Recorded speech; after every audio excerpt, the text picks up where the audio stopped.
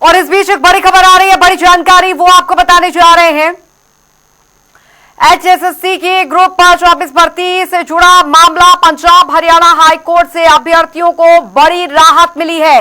बड़ी राहत, यहां पर फैसले से हजारों अभ्यर्थियों की नौकरियां हुई सुरक्षित। भर्ती से जुड़े अभ्यर्थियों ने चेयरमैन हिम्मत सिंह का आभार जताया। कुछ शिकायतें भी अभ्यर्थियों ने चेयरमैन के सामने रखी हैं। ग्रुप 24 भर्ती में कुल 10,000 अभ्यर्थी। तो बता दें आपको, एचएसएससी की ग्रुप 24 भर्ती से जुड़ा यह मामला, और वरिष्ठ संवाददाता पवन सिंह हमारे साथ जुड़ गए हैं ज्यादा जानकारी के साथ। बहुत बड़ी राहत इन अभ्यर्थियों को मिली है। पंजाब हरियाणा हाई कोर्ट से अभ्यर्थियों को यह बहुत बड़ी राहत मानी जा रही है। पवन,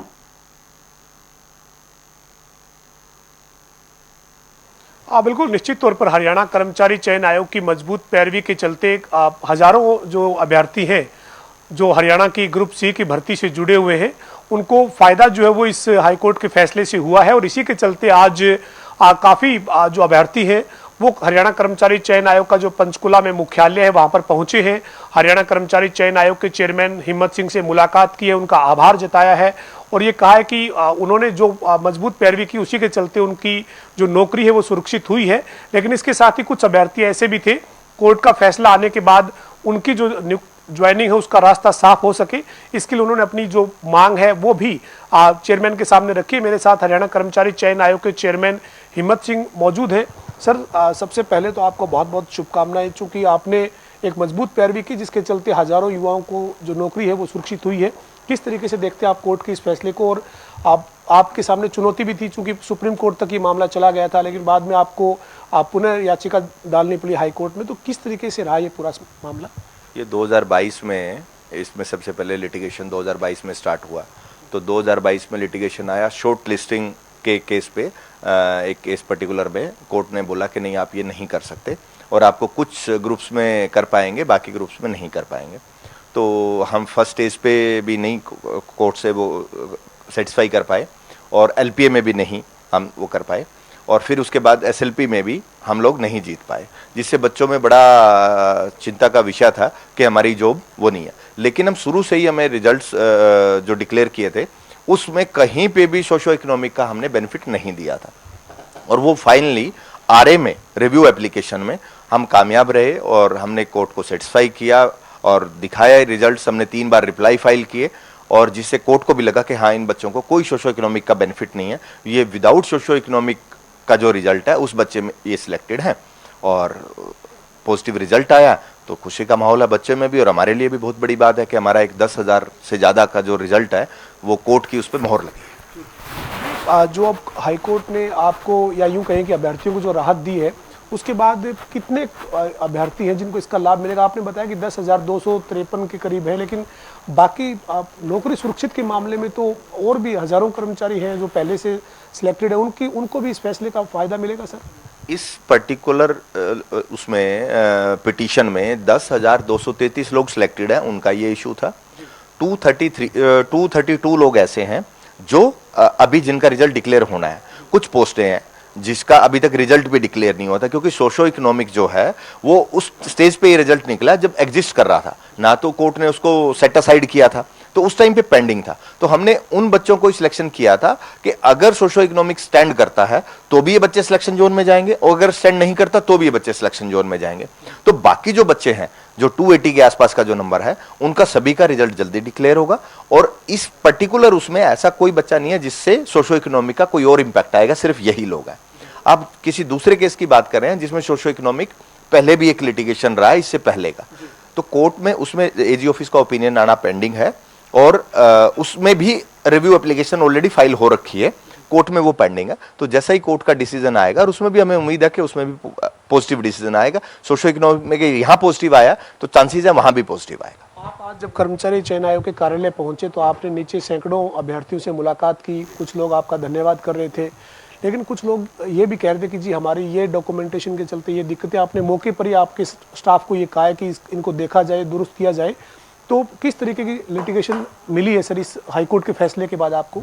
पवन जी, मैं आपको, अगर आपने सोशल मीडिया के माध्यम से भी और अदरवाइज भी आप देखा होगा, हम अगर कोई एडवर्टीजमेंट भी करते हैं तो बच्चों से सुजेशन लेते हैं, और आज भी जो बच्चे आ रहे थे, जैसे ये बच्चे आए हैं अभी, तो हमें ये सजेशंस देके जाते हैं कि आप इस हमारा कट ऑफ से ज्यादा नंबर है, हमारे कट ऑफ से के डेट का ये सर्टिफिकेट नहीं है, या कोई भी इश्यू होता है, बच्चे भी बड़े अच्छे तरीके से एक स्क्रूटनी करते हैं हमारे प्रोसेस की, तो उससे हमें बड़ा बेनिफिट मिलता है। तो रूटीन में जब से मैं आया हूं तो हम लोग बच्चों से सजेशंस लेते हैं, और जो बच्चे आज सजेशन देके गए हैं, हम उनको अब रिजल्ट बनाने से पहले उनको सबको कंसिडर करेंगे, देखेंगे क्या उनका वैलिड है क्या, और अगर वो वैलिड होगा तो उसको कंसिडर करेंगे।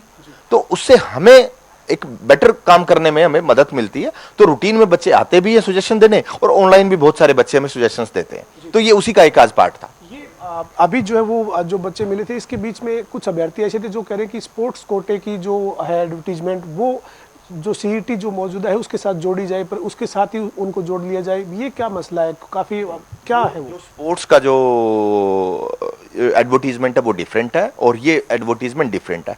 रोज बच्चे तो आते ही हैं, रोज किसी ना किसी का इशू थोड़ा बहुत आते ही हैं। रिसेप्शन पे कुछ लोग आते ही हैं, वो रूटीन में वो है, उनका एक स्पोर्ट्स का इशू है, जिसमें सर्टिफिकेट्स जो हैं स्पोर्ट्स के वो वेरिफिकेशन होके नहीं आए थे। तो जिन बच्चों के आ रहे हैं हम उनको भेज रहे हैं।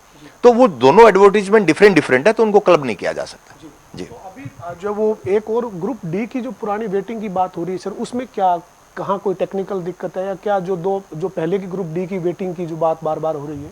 एक ग्रुप डी की वेटिंग की जो कुछ बच्चे बात कर रहे हैं, पीछे वेटिंग के अकॉर्डिंगली हमें कोई 1000 से 1500 का वो करना था, लेकिन in the mean time government ने हमें 7500 का एक रिक्विजिशन भेज दिया, तो हम वो भेज चुके हैं। अगर गवर्नमेंट अब रिक्विजिशन भेज देगी तो हम और वो कर पाएंगे, हम रेडी हैं उसके लिए, और गवर्नमेंट शायद उस पर काम कर रही है।